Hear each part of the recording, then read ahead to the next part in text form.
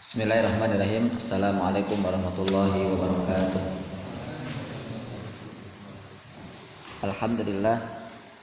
Alhamdulillahi khaliqil wujudi minal adam wa ja'ilin nuri minal zulam wa mukhrijis sabri minal alam wa mulqit taubati 'alan nadam fa nashkuruhu 'alal masaibi kama nashkuruhu 'alan ni'am wa nusalli ala rasulihil akram bisyarafil asyammi wan nuril atam wal kitabil muhkam wa kamalin nabiyyina wal khatam sayyidi waladi adam alladhi basyara bihi Isa ibn Maryam wa da'a li bi'tsatihi Ibrahim alaihi salam hina kana yarfa'u qawa'ida baitillahil muharram wa sallallahu alaihi wa sallama wa ala atba'ihi khairil umam alladhi barakallahu bihim kaffatan nas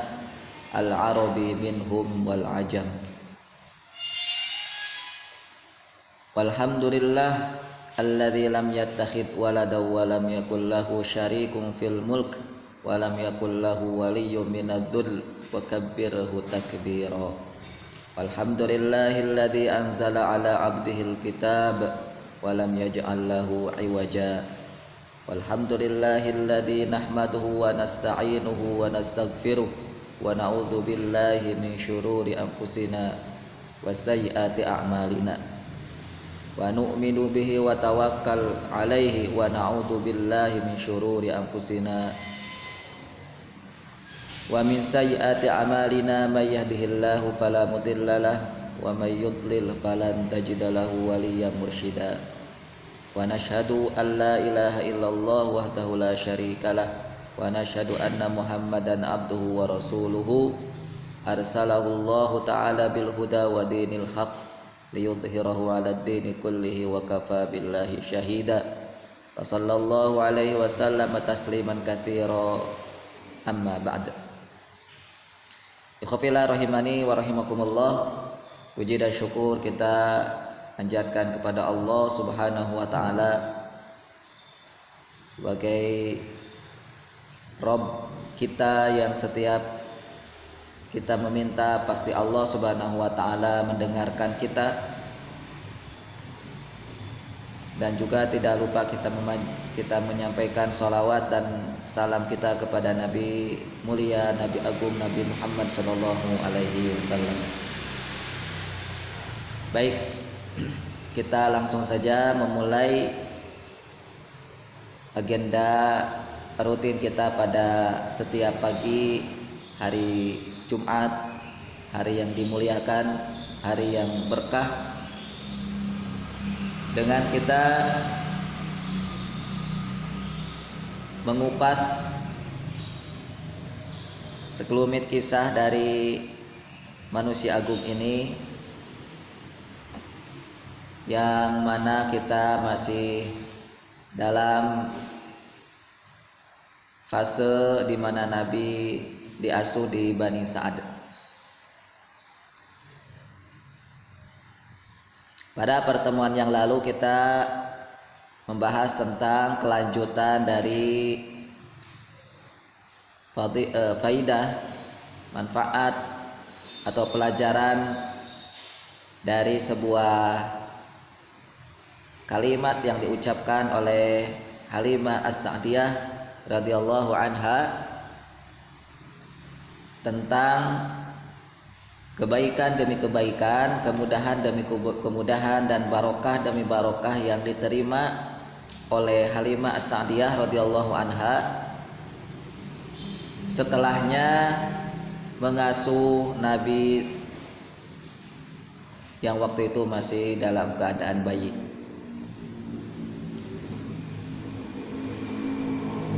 Dan kita coba lanjutkan sedikit lagi pembahasan tentang barokah, tentang kebaikan dan kemudahan yang didapatkan oleh keluarga Halimah As-Sa'diyah yang sangat beruntung, satu-satunya keluarga yang mendapatkan keuntungan disebabkan karena mengasuh manusia suci, manusia agung. Berikutnya, keberkahan yang didapatkan oleh keluarga Halimah As-Sa'diyah radhiyallahu anha adalah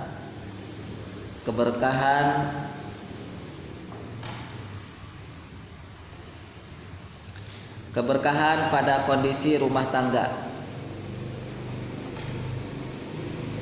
keberkahan pada keadaan keluarga.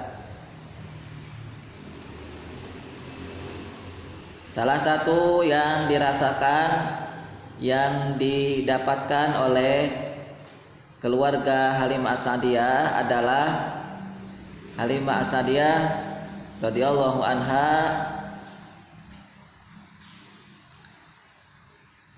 mengatakan dalam kalimatnya, fabitna bi khairin lailaha, kami sekeluarga menjadikan malam itu malam yang paling indah, menjadi malam yang paling indah dalam keluarga yang mengasuh anak yatim, yang mengasuh anak yang suci dan mulia Rasul Muhammad sallallahu alaihi wasallam. Maka kita akan kupas di sini, yaitu bahwa ketika kita mengasuh anak yatim, maka yang akan kita dapatkan adalah keberkahan dan kemudahan di tengah-tengah keluarga, keberkahan pada keluarga atau rumah tangga. Semua keluarga, anggota keluarga dari Halimah As-Sa'diyah merasakan ridho, merasakan kepuasan, seakan-akan seperti keadaan di mana mereka sedang berada di surga. Dari mana muncul ucapan ini? Dari kalimat beliau sendiri, bahwa kami ketika malam itu seakan-akan malam yang terbaik, menjadi malam yang paling indah. Sesuatu yang sangat indah, sesuatu yang paling indah biasanya akan terjadi dan pasti akan dirasakan kalau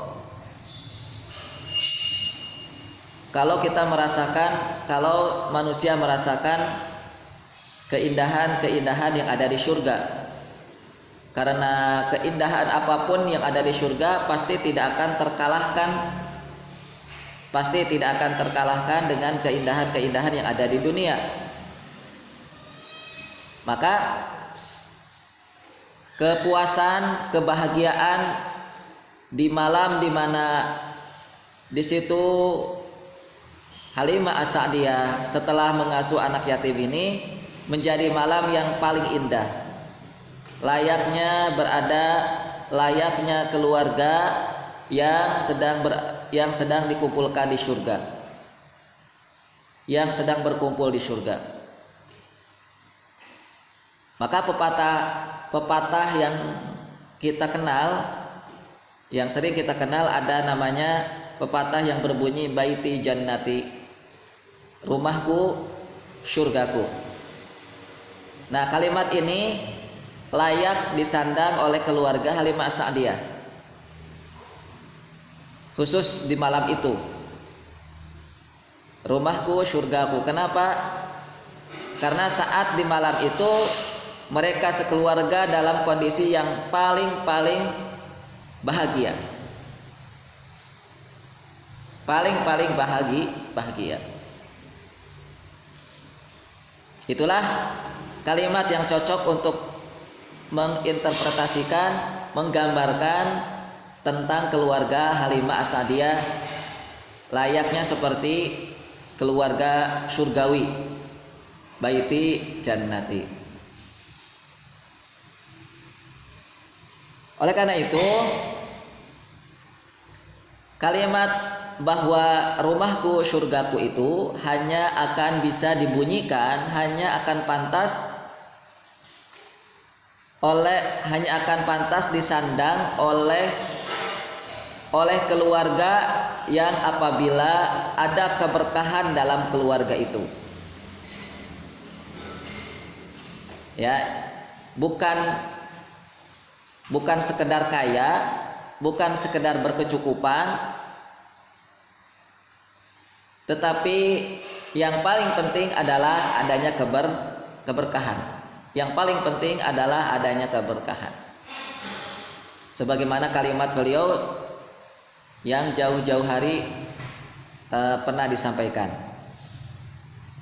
Dan ini pun juga akan disampaikan oleh suaminya. Nanti kita akan sampaikan, ya, kita akan bacakan bahwa keberkahan itulah kuncinya, sehingga keluarga beliau, keluarga Halimah As-Sa'diyah itu layaknya keluarga surgawi.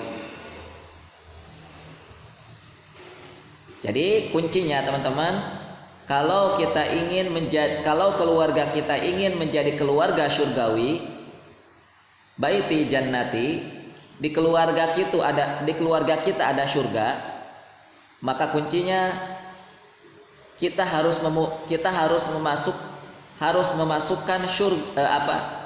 memasukkan keberkahan di tengah keluarga kita. Keluarga kita harus diselimuti dengan keberkahan.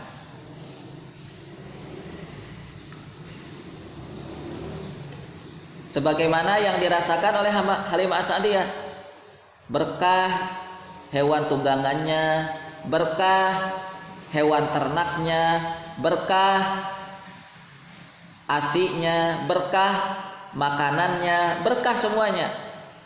Jadi berkah di mana-mana. Jadi keluarga itu benar-benar dihujani dengan keberkahan. Masyarakat ketika tahu Halimah As-Sa'diyah mendapatkan keberkahan itu, masyarakat di sekitar keluarga Halimah As-Sa'diyah mereka menginginkan hal yang sama dengan apa yang dirasakan oleh Halimah As-Sa'diyah dan keluarganya. Masyarakat pun berbuat baik, masyarakat pun tetangga pun mereka berbuat baik kepada keluarga Halimah As-Sa'diyah dan seterusnya itu. Baik. Inilah potret keluarga yang di dalamnya ada keberkahan sehingga keluarga itu menjadi keluarga yang bahagia. Tentu di sini tadi saya sampaikan bahwa bahagianya di sini bukan hanya bisa tidur nyenyak saja, ya, tetapi juga termasuk adanya kebahagiaan ketika masing-masing anggota keluarga memandangi masing-masing anggota keluarga dengan pandangan kebahagiaan.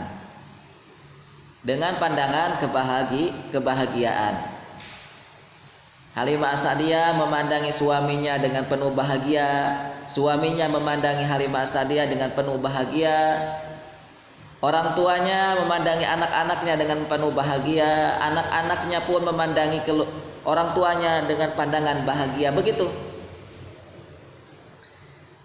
Nah, kebahagiaan itulah kebahagiaan yang sangat amat mahal, harta yang sangat amat mahal daripada uang banyak, daripada banyaknya uang, daripada banyaknya harta.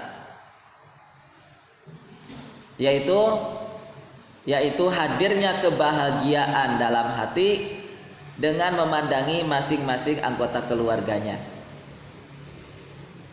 Karena tidak jarang ada sebuah keluarga ada sebuah keluarga yang bahagianya, yang ketika bahagia hanya dalam kondisi berkecukupan. Ketika dalam kondisi berkecukupan, makan cukup, kemana-mana serba dimudahkan, ya, kemana-mana serba mudah, mau apa ada yang melayani.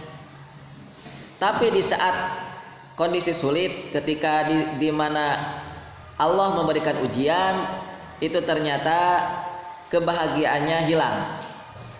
Ternyata kebahagiaannya hilang. Malah tidak jarang keluarga itu menjadi keluarga yang pecah belah. Keluarga yang dimana sesama anggota keluarganya saling menyalah-nyalahkan. Kondisi keluarga yang serba tidak berkecukupan itu menyalahkan, saling menyalah-nyalahkan.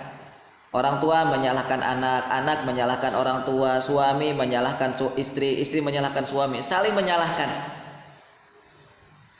Jadi tidak ada kebahagiaan di tempat itu, di keluarga itu. Baik. Lalu berikutnya keberkahan pada kendaraan,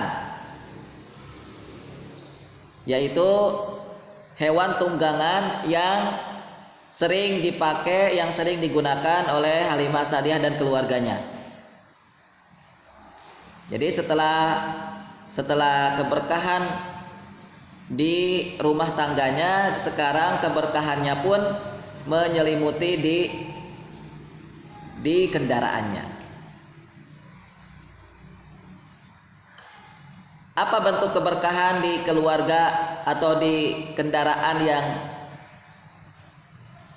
yang dimiliki oleh keluarga Halimah Sa'diyah ini adalah kendaraan sebagaimana disampaikan, ya, bahwa kendaraannya semakin nasyat, hewan tunggangannya begitu cepat dan gesit. Dan tidak hanya itu, juga hewan tunggangannya menjadi hewan tunggangan yang qawiyah, yang kuat. Nasyatun qawiyatun, gesit, cekatan, cepat, dan juga kuat. Nah, gitu. Cepat atau gesit itu kan artinya ketika kendaraan itu berjalan, ketika kendaraan itu berjalan, atau ketika kendaraan itu akan menyampaikan kita ke tempat tujuan, itu tidak butuh lama. Itu arti lain daripada cepat, arti lain daripada gesit. Set. Nah, cepat. Jadi kalau kita menggunakan kendaraan ini, maka kendaraan ini akan mengantarkan kita ke tempat tujuan dengan cepat, tidak menunggu waktu lama.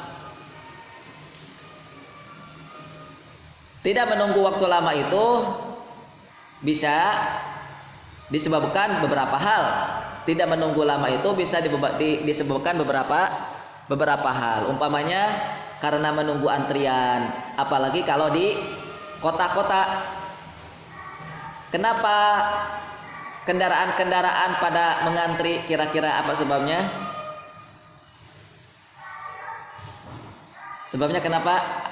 Kalau di kota-kota itu, di sini saja, di Purwokerto misalnya, apa yang menyebabkan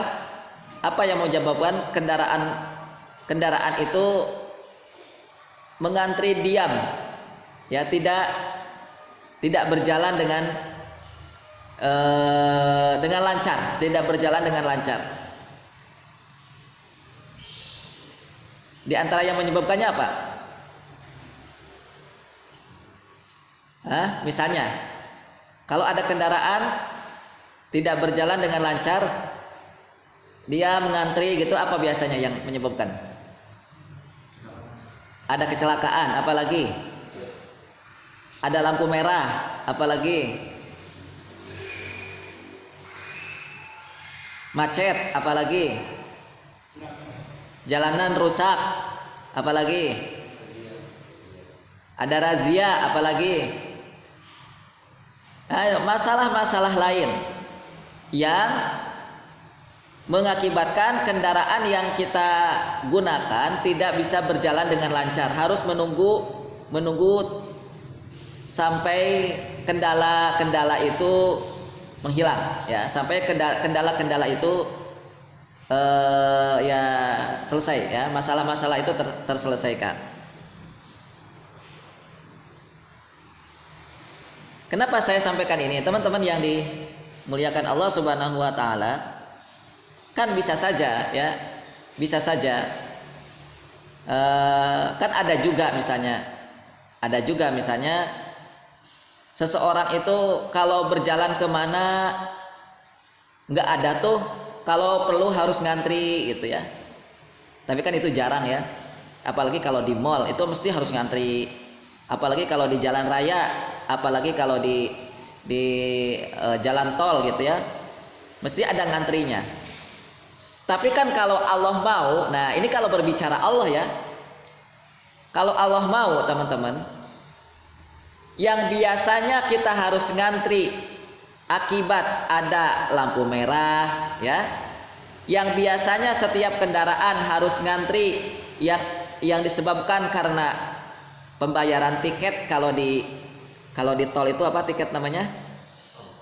Tiket tol, tol gitu, kan itu ngantri, apalagi kalau hari raya tuh, apalagi kalau hari-hari besar itu sampai berkilo-kilo gitu. Kan bisa saja kalau Allah menghendaki, ketika kita melewati jalan yang biasanya manusia di situ ngantri, kita tidak ngantri seperti orang lain, tidak ngantri seperti kebanyakan orang. Kendaraan yang kita lewati itu, kendaraan yang kita gunakan itu bisa mengantarkan kita dengan model cara berjalan dengan tidak sama seperti kendaraan pada umumnya. Orang lain ngantri, kita enggak. Kalau Allah bisa, kalau Allah mau bisa, gitu, ya.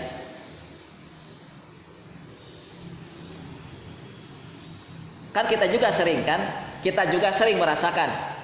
Kita pakai motor, pakai mobil gitu, ya.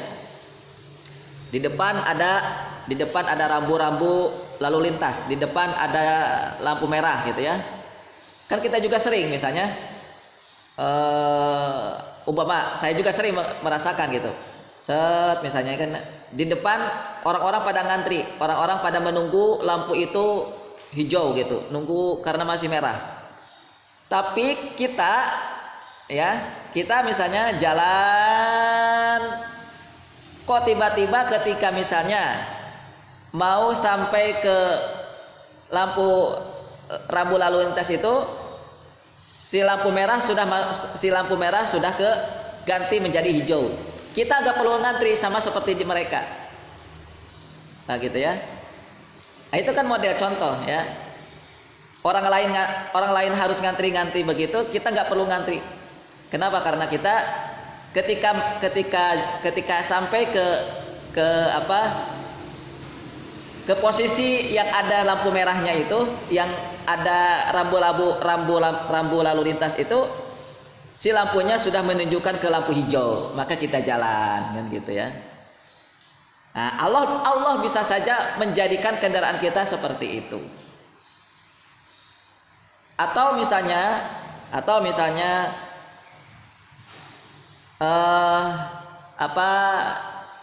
di sebuah jalan umpamanya, di jalan itu orang-orang pada ngantri rame, entah ada apalah gitu, ya, entah ada macet, entah ada kecelakaan, entah ada apa. Tiba-tiba ketika kita jalan melewati jalan itu, kok masalahnya sudah beres dan kita bisa lancar jalan di situ. Nah gitu, itu sering orang merasakan begitu. Nah itulah diantara yang menunjukkan tentang boleh jadi kita diberikan Allah kelancaran dalam segala aktivitas, ya, tidak menunggu waktu lama. Itu boleh jadi ada keberkahan di dalam kendaraan yang kita gunakan. Antum misalnya kuliah yang kalau berjalan dari rumah ke kampus itu butuh waktu 2 jam. Misal ya, antum kuliah di Unsud. Rumah antum ada di mana misalnya kalau butuh waktu 2 jam? Cilacap. Cilacap ke Unsud butuh waktu 2 jam. Kira-kira betul nggak tuh 2 jam? Dari Cilacap ke sini? Ya bisa jadi ya. Atau dari Brebes lah misal. Karena ada salah satu murid di Kutab ya di sini di sekolah anak-anak saya itu santrinya ada yang asli Brebes. Jadi kalau jalan dari Brebes ke sini itu pakai motor 2 jam. 2 jam ya. 2 jam. Nah, setiap hari dilalui ketika mengikuti pembelajaran bolak-balik dari rumah ke sekolah 2 jam itu terasa lancar kok.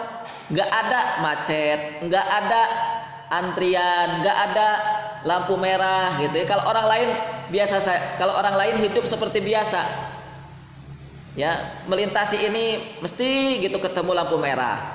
Kalau melewati jalur ini mesti melewati macet dan sebagainya. Tapi kalau kita misalnya jalan gitu dari rumah ke kampus 2 jam tuh nyantai itu lancar, nggak ada gangguan apapun. Nah, ketika kita Allah berikan kelancaran seperti itu, tidak ada gangguan, tidak ada masalah apa, maka itu boleh jadi ada keberkahan dari kendaraan yang kita pakai. Makanya kan ada doanya itu dalam Islam. Bagaimana kendaraan kita ini supaya berkah. Ketika kita beli motor, ketika kita beli mobil, kita beli kendaraan apapun itu ada doanya. Doanya sama seperti doa saat suami mengecup kening istrinya, itu sama persis doanya. Ada doanya supaya apa? Supaya kendaraan yang kita beli ini mengantarkan kita kepada kebaikan. Ada doanya ya. Begitu. Baik. Itu maksud daripada nasyat. Lalu maksud daripada qawiyah itu apa? Jadi kendaraan binatang tunggangan yang dipakai oleh Halimah As-Sa'diyah itu bukan hanya cepat, bukan hanya gesit, tapi juga kuat. Qawiyah. Nah, kuat di sini apa maksud artinya? Kuat di sini artinya adalah mampu memikul, mampu membawa beban di atas binatang tunggangan itu sebanyak apapun. Dan sejauh apapun perjalanan, binatang tunggangan ini selalu kuat. Selalu kuat. Pasti kuat menerima segala bentuk atau dibebani dengan beban-beban yang berat sekalipun. Itu binatang ini sangat kuat. Nah, kita butuh kendaraan gitu ya. Kita butuh kendaraan model seperti itu. Bukan hanya gesit, bukan hanya cepat, tapi juga kendaraan kita harus kuat. Dibebani dengan beban-beban yang berat. Qawiyah itu yang disampaikan oleh Halimah As-Sa'diyah. Baik. Sekali lagi, ini bukan hanya potret sembarang potret. Ini bukan hanya kisah sembarang kisah. Tapi ini adalah konsep, teman-teman. Sejarah Nabi Muhammad itu konsep. Sejarah Nabi Muhammad itu konsep. Dan kita sejauh yang kita bisa harus mendekati cara hidup kita, kondisi keadaan hidup kita sama seperti kondisi hidup Nabi. Sama seperti kondisi hidup Nabi kita Shallallahu Alaihi Wasallam. Nah, maka seharusnya seorang Muslim, maka seharusnya dalam dalam sebuah negara Islam, maka seharusnya dalam sebuah peradaban Islam itu kita memiliki salah satu potretnya adalah kita memiliki jenis-jenis kendaraan begini. Kendaraan yang cepat dan kendaraan yang kuat.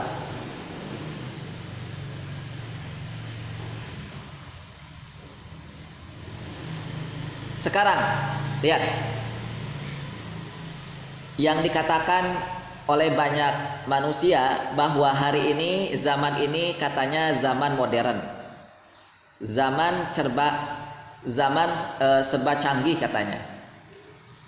Kira-kira ya, ada apa tidak jenis kendaraan hari ini yang katanya modern ini, kendaraan yang sangat cepat, yang tidak bisa dikalahkan oleh kendaraan di zaman apapun. Ada nggak jenis kendaraan hari ini?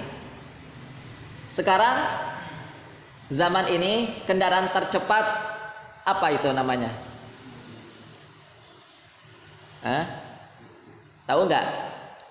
Kendaraan paling cepat, entah itu mobil, entah itu pesawat, entah itu kereta api, entah itu sepeda motor atau apalah. Jenis kendaraan paling cepat hari ini yang sudah berhasil dibuat oleh manusia apa? Untuk membandingkan apa iya di negara Islam dulu tidak ada.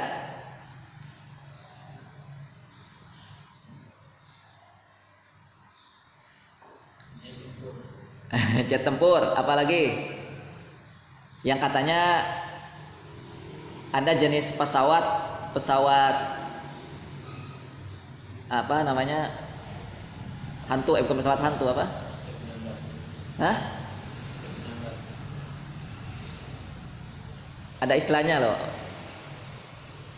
pesawat apa tuh yang punya Amerika, siluman. Kok hantu ya, pesawat siluman, saking cepatnya kayak siluman. Itu kalau pesawat ya. Kalau kendaraan yang lain ada Jepang misalnya. Jepang kan diklaim sebagai negara modern, dan memang belum ada sampai saat ini yang bisa membuat kendaraan tercepat seperti di Jepang, yaitu kereta api sepanjang, umpama sekarang itu dari Jakarta ke Surabaya itu entah berapa jam lah gitu ya, pokoknya paling cepat di dunia. Kendaraan atau kereta api paling cepat di dunia hari ini baru dimiliki oleh negara Jepang. Namanya apa? Saya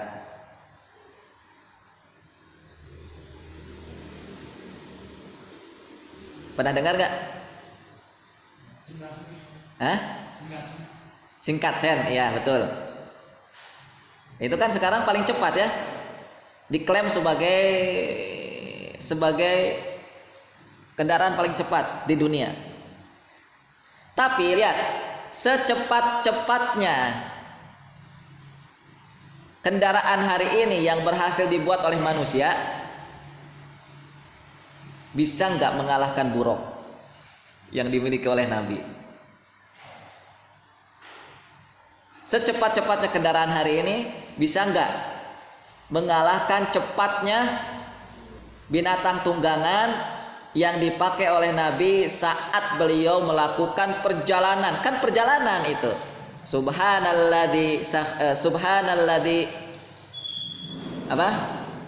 Asro itu perjalanan. Asro tapi di malam hari. Bi abdihi lailam minal masjidil harami ilal masjidil aqsal ladzi barakna haulah. Menggunakan apa? Ini menggunakan kendaraan yang kendaraannya itu saking cepatnya, si kendaraannya ini, buruk ini, dia bisa melangkah itu sejauh mata memandang matanya buruk ini. Sejauh mata memandang, segitulah satu kali melangkah. Misalnya manusia bisa memandang, jarak pandangnya berapa? Jarak pandang manusia berapa meter? Mungkin nggak 1 kilo ya? Enggak ya? Entah misalnya 1 kilo berapa meter misalnya? 100 atau 1000? 100 ya? Jarak pandang manusia umpamanya 20 meter. Maka segitu juga satu langkahnya buruk.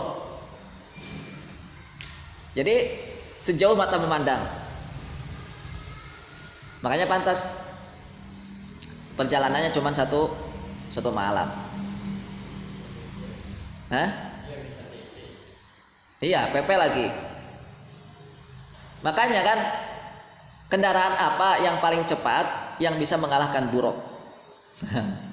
Atau kendaraan apa hari ini yang bisa mengalahkan kendaraan yang digunakan oleh pengawalnya Nabi Sulaiman untuk menjemput untuk menjemput arasnya singgasananya Ratu Balqis dari Palestina, dari Yaman ke Palestina. Itu kan saking cepatnya, lihat. Saking cepatnya kata waqala alladziina utul ilma. Di situ disebutnya orang yang memiliki ilmu. Itu saking cepatnya, sebelum mata mengedip gitu sudah nyampe. Nabi Sulaiman mengedipkan mata gitu udah nyampe.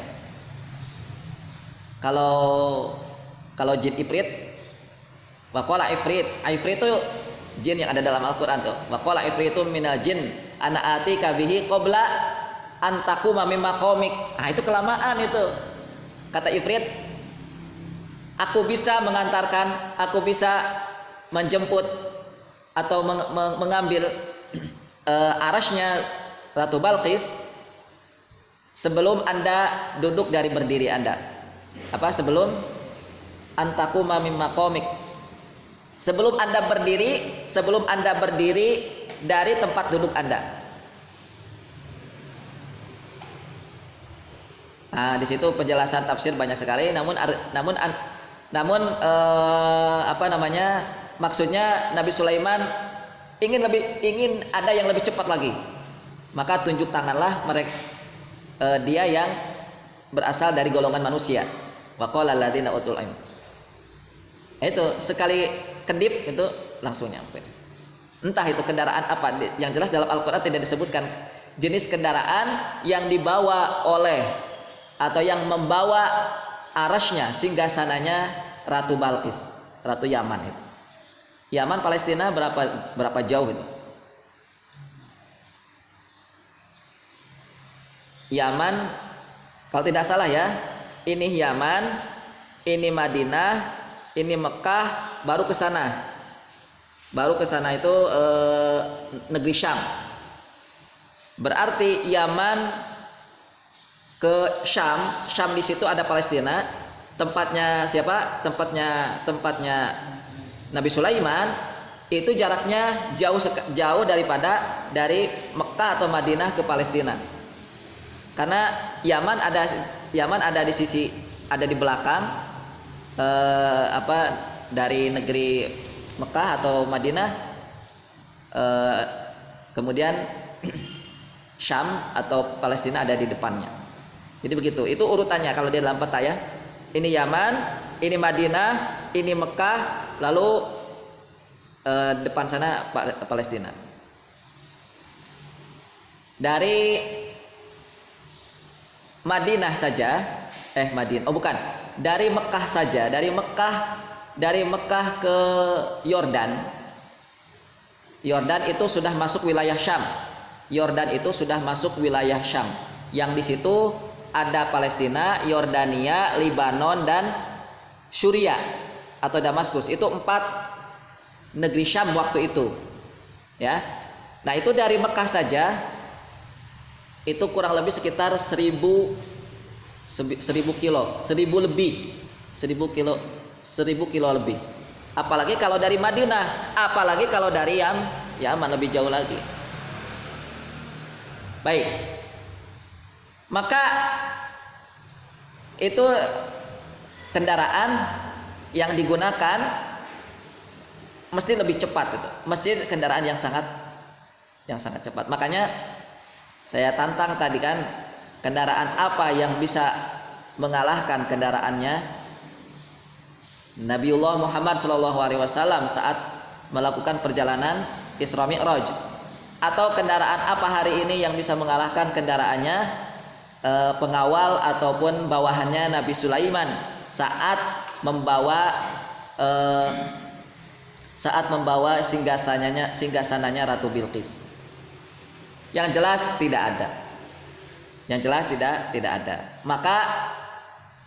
Maka lagi-lagi ya, kalau Islam itu sudah bicara, maka tidak ada yang bisa mengalahkan Islam. Al-Islam ya'lu wa la yu'la. Islam itu tinggi dan tidak ada yang bisa mengalahkan ketinggian Islam. Itu. Makanya kalau hari ini ada kereta api tercepat yang dimiliki oleh Jepang, seharusnya nanti ketika peradaban Islam itu sudah berada di atas, maka muslimin harus bisa membuat kendaraan lebih cepat daripada Shinkansen itu. Jangan malu-maluin Islam dong. Lihatlah apa yang dilakukan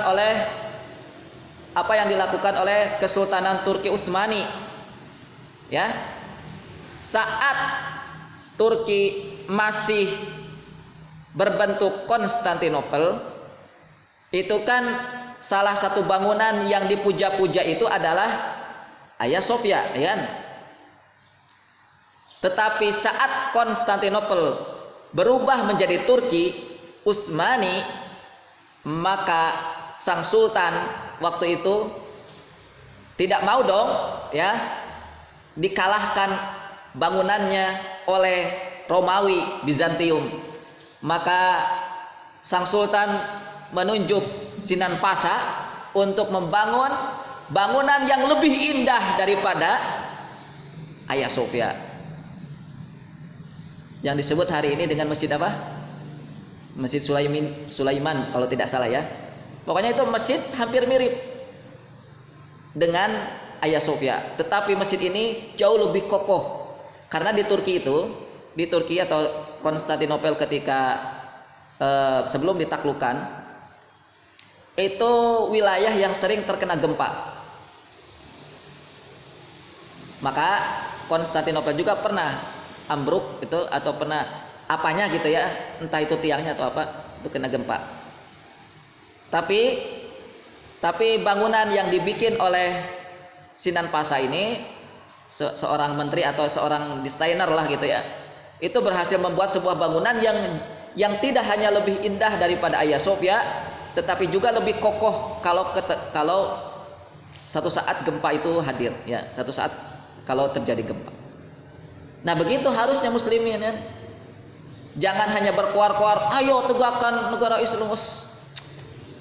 Siapa kita? Kita sudah mampu apa hari ini? Sudah mampu bisa bikin pesawat apa belum? Sudah mampu bikin apa tadi? Misalnya Shinkansen belum? Siapa kita? Ya. Artinya di sini jangan hanya modal semangat, teman-teman. Jangan hanya modal berkuar-kuar. Yuk perbaiki, pantaskan kita untuk menjadi kader peradaban Islam di masa depan.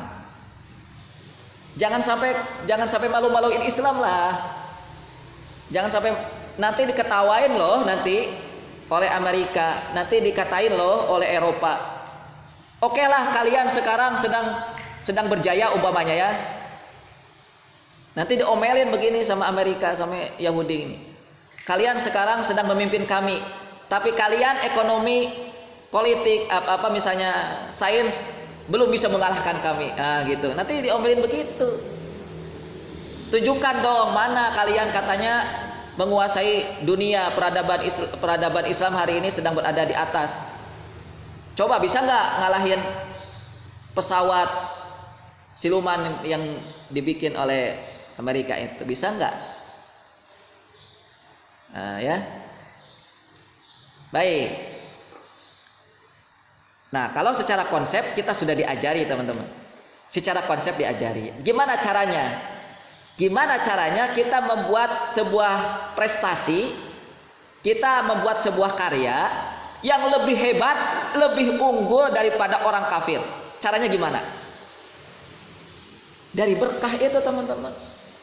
Kita nggak bisa, sulit kita mencari apapun, membuat apapun yang kita bisa unggul dari orang kafir, kecuali dengan berkah itu.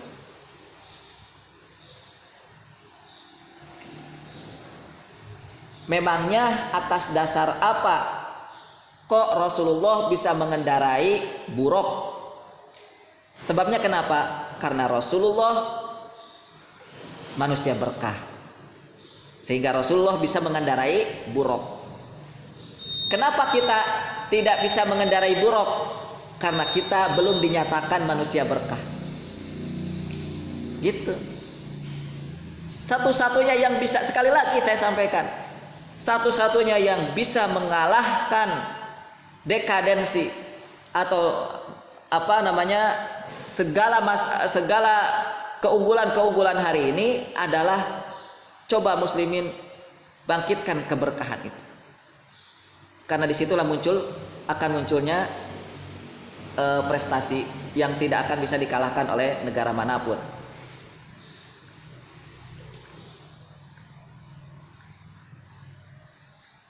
Baik, teman-teman yang dimuliakan Allah, keberkahan saya cukupkan sampai keberkahan kendaraan ya. Tentu keberkahan yang diterima, keberkahan yang didapatkan oleh keluarga Halimah As-Sa'diyah banyak sekali, tapi saya cukupkan sampai keberkahan pada kendaraan. Selanjutnya saya ingin simpulkan bahwa keberkahan demi keberkahan dan kemudahan demi kemudahan yang dirasakan oleh Halimah As-Sa'diyah radhiyallahu anha beserta keluarganya itu ternyata sumbernya siapa? Sumbernya Rasulullah yang waktu itu masih bayi. Sumbernya adalah sang bayi atau anak yang waktu itu adalah Nabi Shallallahu Alaihi Wasallam. Walaupun itu bukan anak kandung Halimah sendiri. Walaupun Nabi Shallallahu Alaihi Wasallam yang waktu itu masih bayi bukan anak asli, anak kandung dari Halimah As-Sa'diyah. Lagi-lagi teman-teman, saya ulangi lagi, ini bukan sekedar kisah, ini adalah konsep. Di sini kita diajari oleh kisah bahwa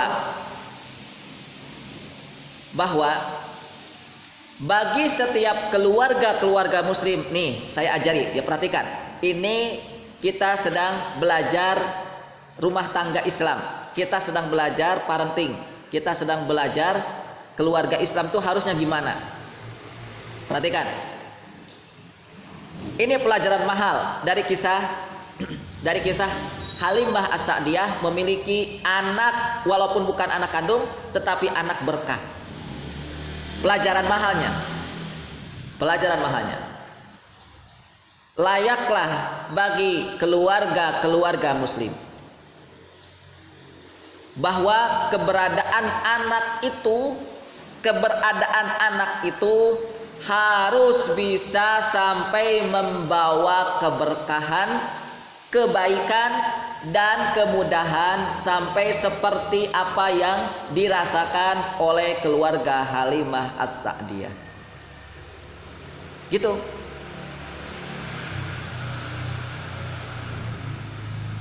Bagi antum, bagi keluarga muslim, salah satu usaha kita salah satu amal kita, salah satu apa yang harus kita lakukan saat kita sudah berkeluarga adalah mencetak, melahirkan anak-anak yang barokah.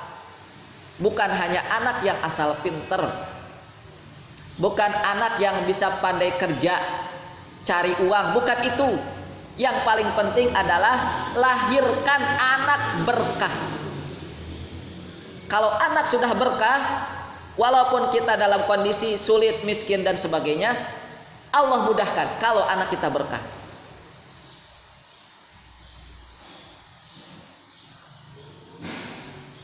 Ya kan? Pelajaran mahalnya itu ya. Pelajaran mahalnya yang tidak bisa kita temukan, ilmu-ilmu tentang parenting, ilmu-ilmu tentang keluarga, ilmu-ilmu tentang rumah tangga dari konsep lain. Islam yang punya. Oke. Saya ulangi. Pelajaran mahalnya dari keluarga Halimah As-Sa'diyah saat mengasuh anak yang bukan anak kandung adalah sejatinya bagi sebuah keluarga muslim yang harus fokus, yang harus menjadi tugas bagi khususnya para orang tua adalah melahirkan anak yang bisa membawa keberkahan. Utamanya keberkahan untuk keluarganya sendiri, umumnya untuk keberkahan bagi orang lain.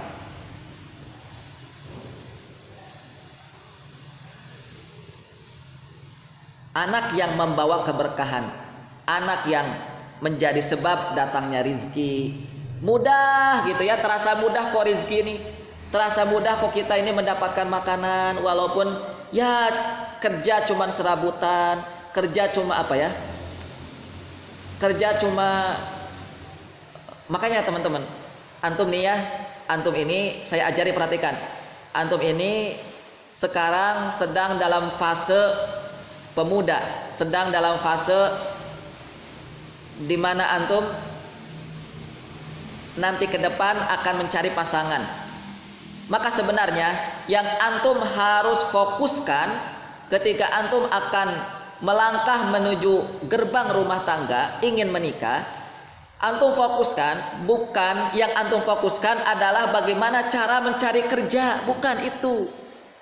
Yang antum fokuskan itu, ya itu juga dipikirkan, tetapi yang antum harus fokuskan adalah ini. Bagaimana saya nanti kalau menikah, nak punya anak, bisa melahirkan anak berkah, itu gimana caranya? Itu yang harus antum pikirkan. Karena itu yang paling sulit.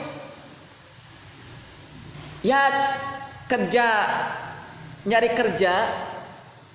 nyari penghasilan, nyari mata pencaharian, lah itu bisa nyari apa saja kan, nyari kerja apa saja bisa.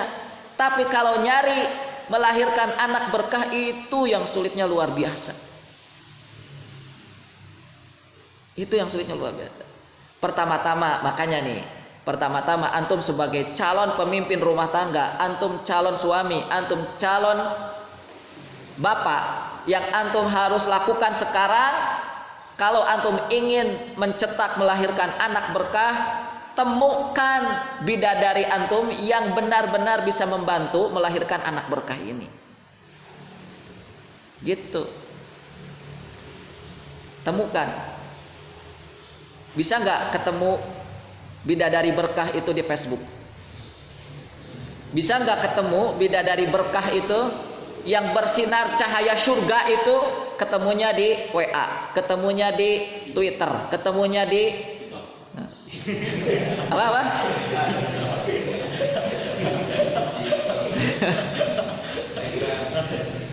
Iya. Ini perkara besar loh. Ini perkara besar. Ini perkara besar. Saya ya Allah, saya ini memang mencari ilmu keluarga, ilmu tentang rumah tangganya terlambat. Antum jangan ulangi lagi ya. Antum jangan ulangi lagi. Saya baru tahu, oh ternyata belajar ilmu rumah tangga tuh begini. Saya kira dulu ketika saya masih kuliah, ilmu tentang rumah tangga, ilmu tentang keluarga itu lah nanti bisa dicari kalau sudah menikah, nanti bisa. Saya kira bisa begitu. Oh, ternyata tidak, teman-teman. Nggak bisa. Nggak bisa. Nah, cara yang paling mudah agar kita tahu ilmu rumah tangga itu modelnya kayak gimana, ya, sirah nabawiyah. Sirah nabawiyah. Ya. Jadi anak berkah itu adalah anak yang dimana dia menjadi sebab mudahnya rizki. Orang tua tidak kesulitan membiayai kita, orang tua tidak kesulitan menafkahi kita. Anak berkah itu adalah anak yang menjadi sumber datangnya ketenangan. Oh, tenang rasanya kalau ada antum. Sekarang antum nih saya tanya, pernah nggak nanya sama orang tua kalau pulang habis dari mana lah gitu, Bu, Pak, Ibu, kalau saya datang ke rumah kira-kira ibu bapak tenang nggak gitu. Coba aja tanya. Nanti kalau pulang ya, antum pulang ke Ambon sana, antum pulang ke Kalimantan sana, tanyalah. Antum pulang kan ya, Bu, ini saya pulang. Oh iya. Nah itu. Tanya, Bu, kira-kira ibu gimana sekarang kondisinya? Sudah tenang?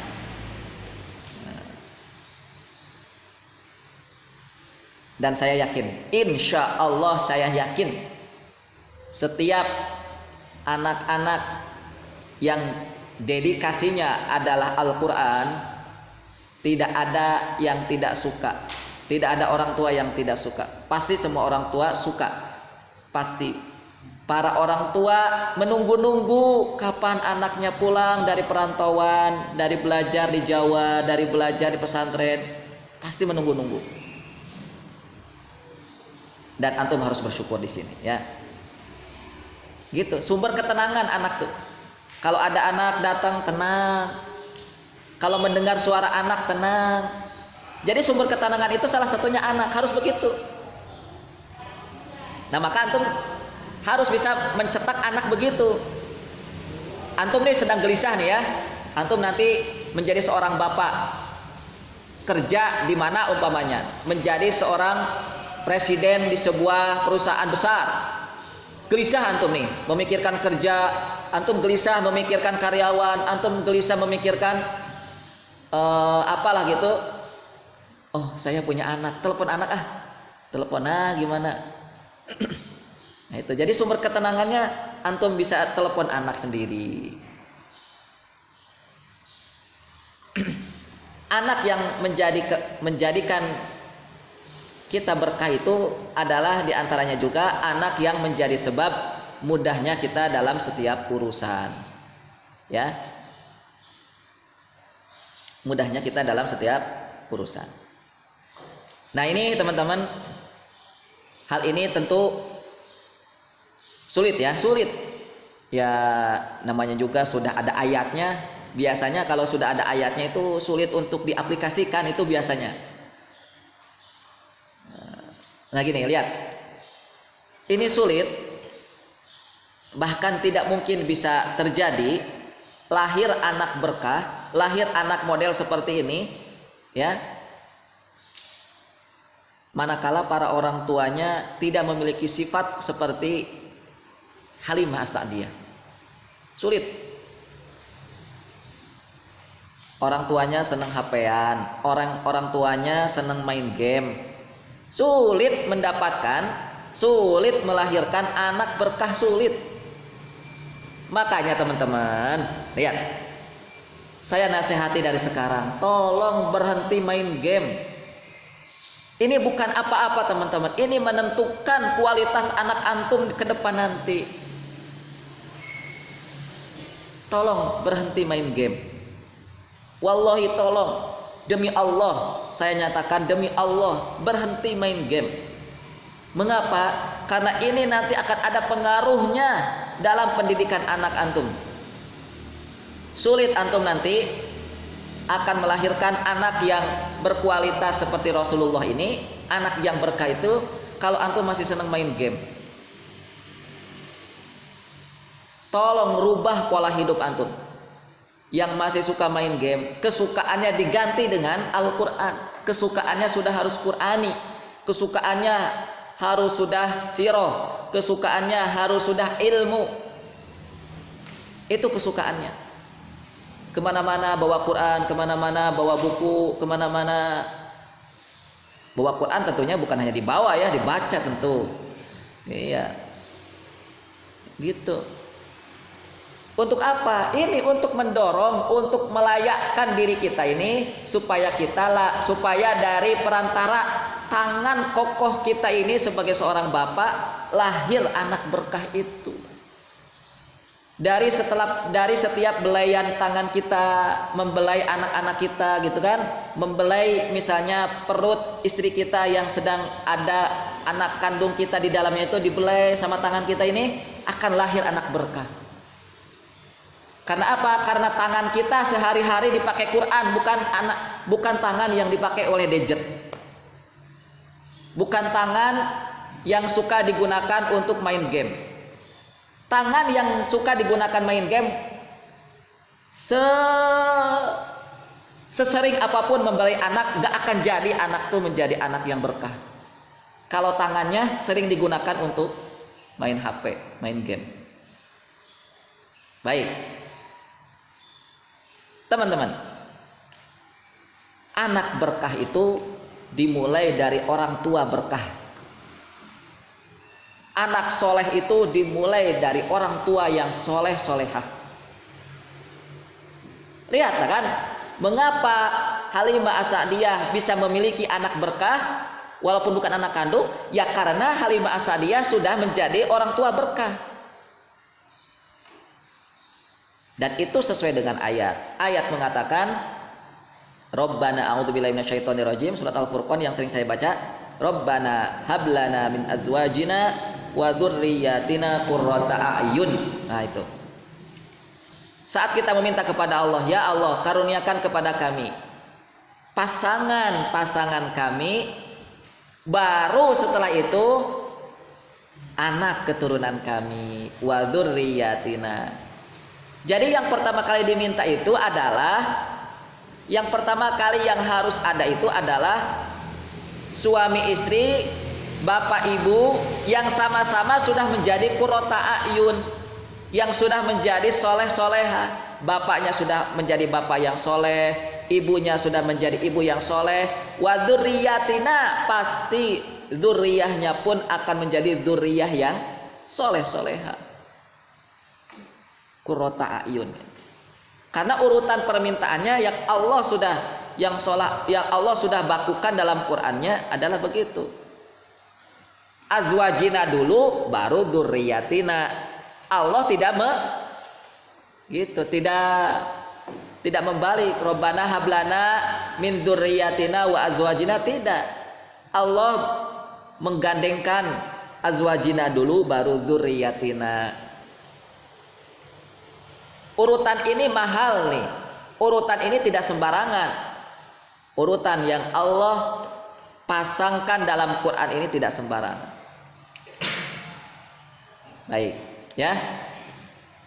Baik, ini kalimat Al-Quran untuk menguatkan tentang kisah dari Halimah As-Sa'diyah.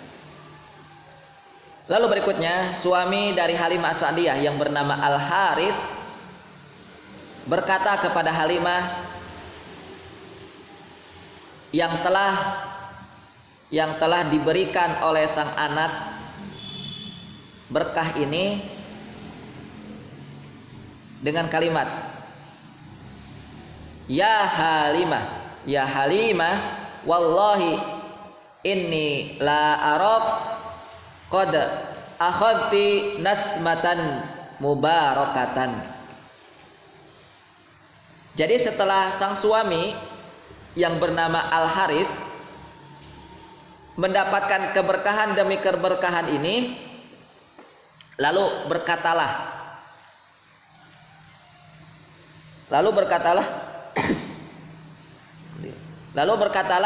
Al-Harith kepada istrinya, wahai Halimah, wallahi, demi Allah, inni la araka qad akhadti, aku melihat kamu sungguh telah mengambil nasmatan mubarakatan, mengambil seseorang atau mengambil seorang bayi yang diberkahi. Lihat, barokah lagi. Ini diucapkan oleh sang suami. Ya. Ini diucapkan oleh sang suami.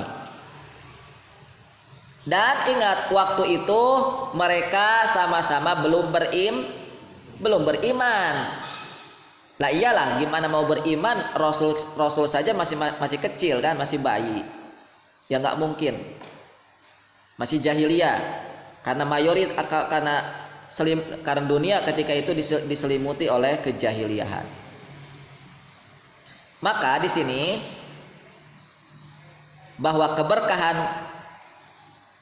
keberkahan dari sang manusia berkah ini bahkan bisa dirasakan oleh manusia, bahkan manusia itu tidak beriman sekalipun, seperti keluarga Halimah Sa'diyah.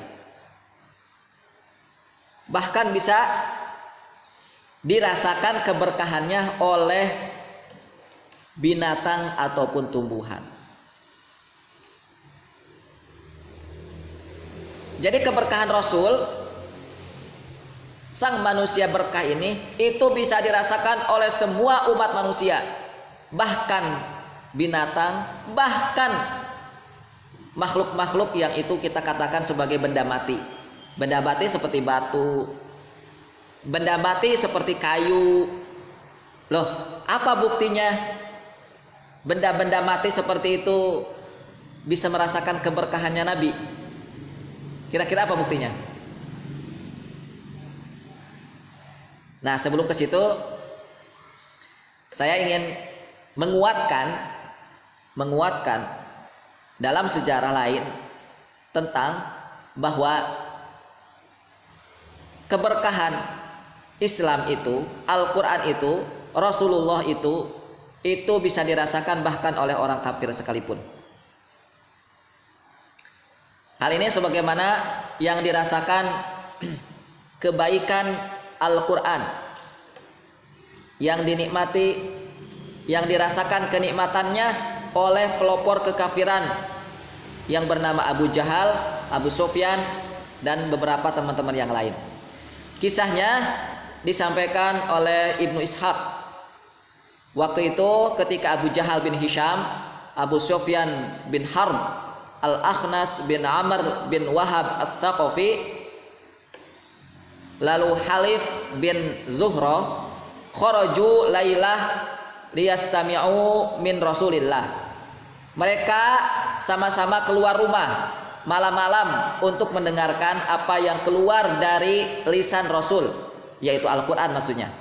Wahuwa yusalli fi baitihi, dan waktu itu Rasulullah sedang dalam kondisi sholat di rumahnya. Fa'akhadha kulla rajul majlisan yastami'u fi. Maka masing-masing orang tadi itu, Abu Jahal, Abu Sufyan, mereka mengambil tempat posisi yang berbeda-beda. Abu Sufyan sebelah sana, Abu Jahal sebelah sini, Al-Akhnas sebelah sini, tidak ketemu masing-masing. Wa kullu la ya'lam bimakani sahibihi. Setiap orang, setiap pemuka-pemuka tadi itu, mereka pemuka-pemuka Quraisy ya. Setiap orang masing-masing tidak tahu. Abu Jahal tidak tahu Abu Sufyan duduk di mana, posisi di sebelah mana. Abu Sufyan juga sama, tidak tahu di mana posisi Abu Jahal, di mana, enggak tahu. Fabatu yastami'una lahu. Maka mereka berempat ini lalu diam,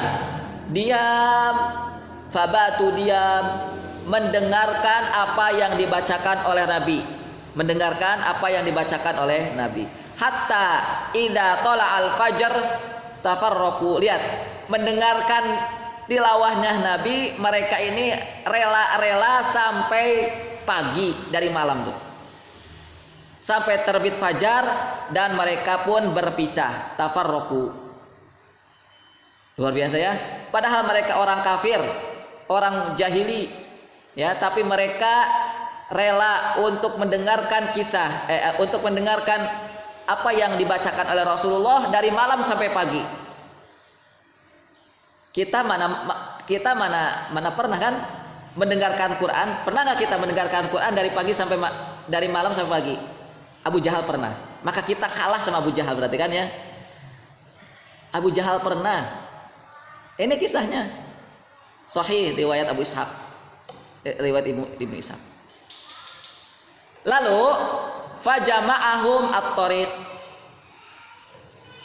Mereka kan berpisah tadi ya, tempat duduknya berpisah. Lalu mereka berpencar.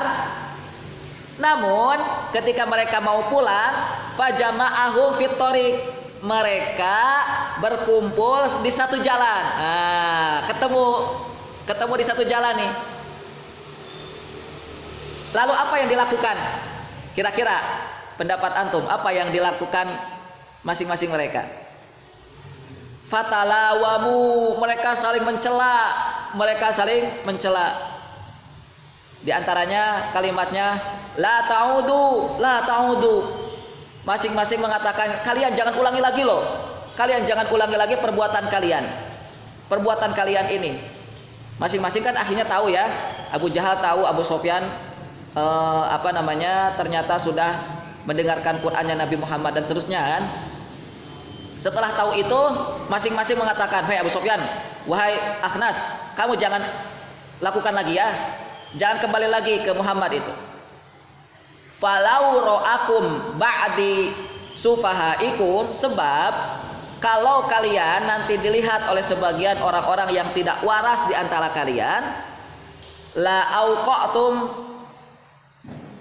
auqatum fi nafsihi syai'an, pasti kalian akan meninggalkan sesuatu pada dirinya."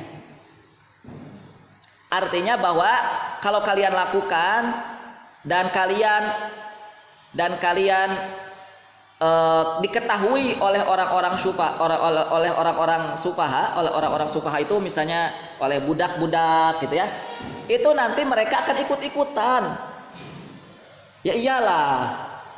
Ya, para pembesar saja, setara Abu Jahal saja yang dia ini adalah pemuka kekafiran, itu mau-maunya duduk di depan rumah Rasul dari malam sampai pagi. Masa kami nggak bisa? Masa kami nggak boleh? Maka nanti kalian akan diikuti oleh budak-budak kalian gitu kan. Tsumman sorofu, lalu mereka pun bubar. Jadi ketika mereka berkumpul di satu jalan dan saling mencela, setelah itu mereka bubar. Tapi tahu nggak apa yang mereka lakukan? Mereka lakukan apalagi saat malam berikutnya. Dilakukan lagi ternyata. Malam kedua seperti itu, malam ketiga juga seperti itu. Malam kedua, malam ketiga sama. Baik, kisah ini panjang, yang intinya saya ingin menegaskan dari kisah ini bahwa keberkahan Quran itu adalah keberkahan yang bisa dinikmati bahkan oleh orang-orang kafir. Baik, wallahu ta'ala bishawab, karena sudah jam 9:15 untuk majelis tasmi. Kami cukupkan dulu, insyaallah kita lanjutkan pada pekan yang berikutnya. Wallahu ta'ala bishawab. Selanjutnya kami persilahkan kepada pembaca Quran untuk mengisi majelis tasmi. Barakallahu li wa lakum.